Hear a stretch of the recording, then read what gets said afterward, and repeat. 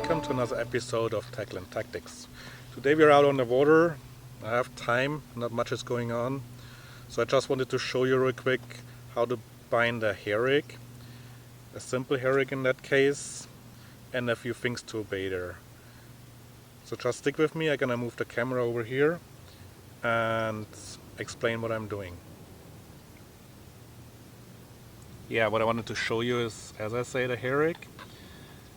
And for that today we use a coated braid. It's a Fox in that case, 20 pound, doesn't really matter that much. So I just get a little bit off right now, and I take a little bit too much to make my life a little bit more easy here. Especially doing that on video is not that easy. Just cut that, put that over here. So because this is coated, it's rather stiff as well.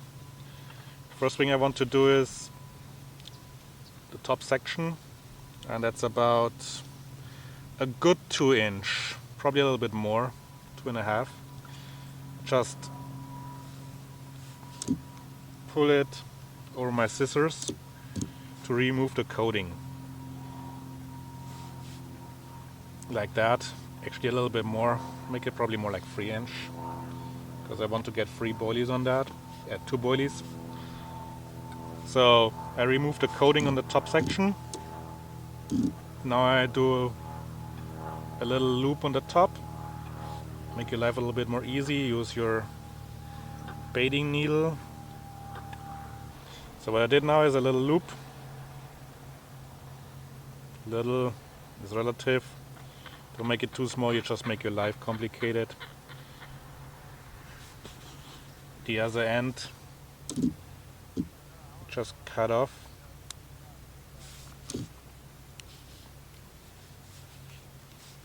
And that's that.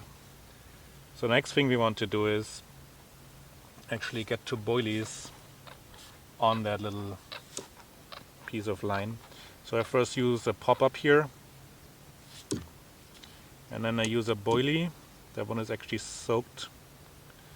That's why it is a little bit bigger. It doesn't really matter.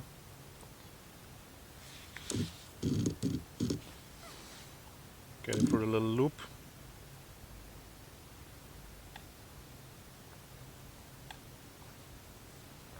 Get the first one on.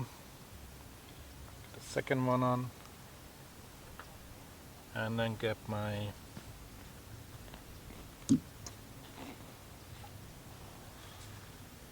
boilie stopper in the loop, and you see the braid is still removed above the boilies.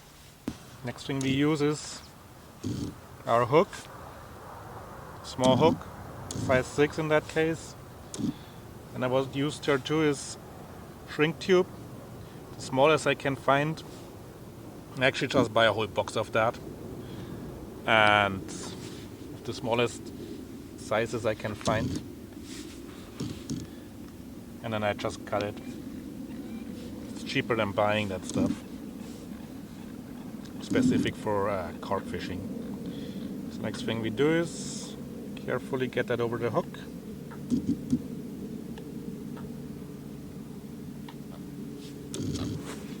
Use the braid from below.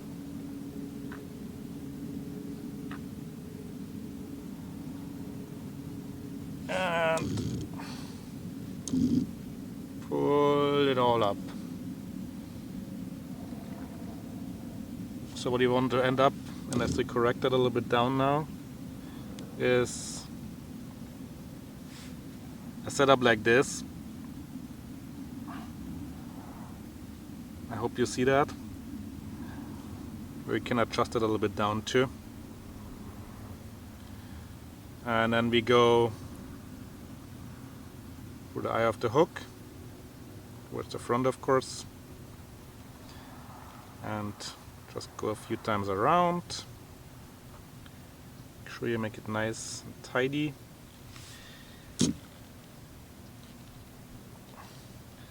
Some people say like, hey, yeah, you need to remove the coating for the wrappings around the hook. I'm actually a little bit indifferent about that. Truth is, the knotless knot holds better if you don't remove it. If you feel better, go for it. I didn't realize there's any difference there. Of course, my body now ripped a little bit up. I have to exchange that. But you get the point in that. So what you do too is adjust that in a second. So now we have that. You determine the length and do a double loop on the top. 1, 2. I do that because I use quick exchange swivels. That's about the length I wanted.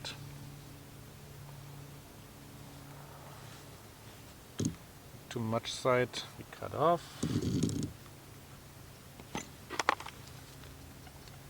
We use a lighter there. Careful, don't burn the light in the wrong places. Just pop that a little bit back,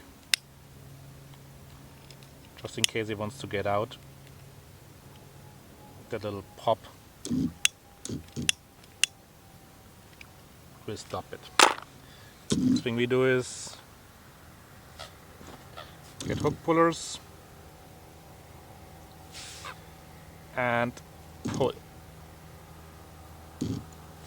Don't overdo it, but make sure it's nice and tidy. Next thing I do is I always check if I like the knots.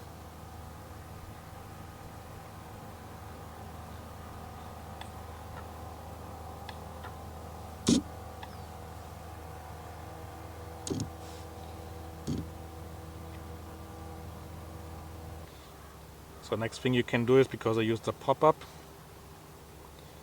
about 1 inch or however you want it, depending on how you fish the underground in the water.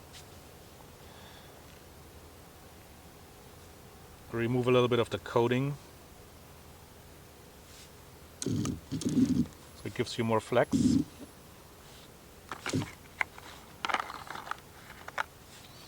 Then I use tungsten putty. You get that stuff pretty cheap actually on Amazon.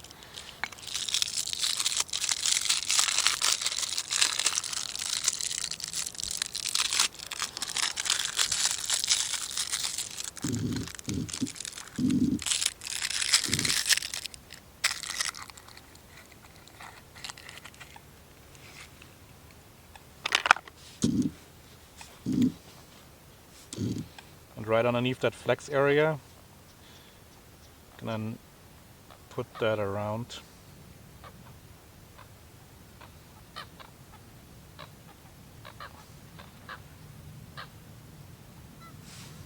And there we have a pretty simple, stiff, rather stiff pop-up rig. The point in that is, see that? There's space between your hook and your bait. That little shrink tube, I don't have anything to boil here right now, but normally I would put it in like really hot water or over steam, just to make it a little bit more fixed to the hook. You can use a lighter, but be really careful with that because you burn the hair pretty quick. So that's adjustable. I always have it almost in that curve down here. And here that's a flex area because I removed a little bit of that coating. Tungsten putty helps that it actually sits a little bit better in the water depending on the pop-up, how much it pulls up. It also helps to set the hook better because the hook is pretty free, as you see that. It turns, and the whole trick with that is carp comes, hopefully sucks it in, any ankle, even from that side, and the hook should always like turn down. And the tungsten putty there helps, and that flex area there as well. So the whole point is, People like to pull it over their hand. It's not always the perfect test, but it's a good test. You have that, and then it comes down and boom, the hook already sits in the lip, in the underlip on the perfect conditions, and you hopefully get it out too. That's about it. Clean it a little bit so you see it again.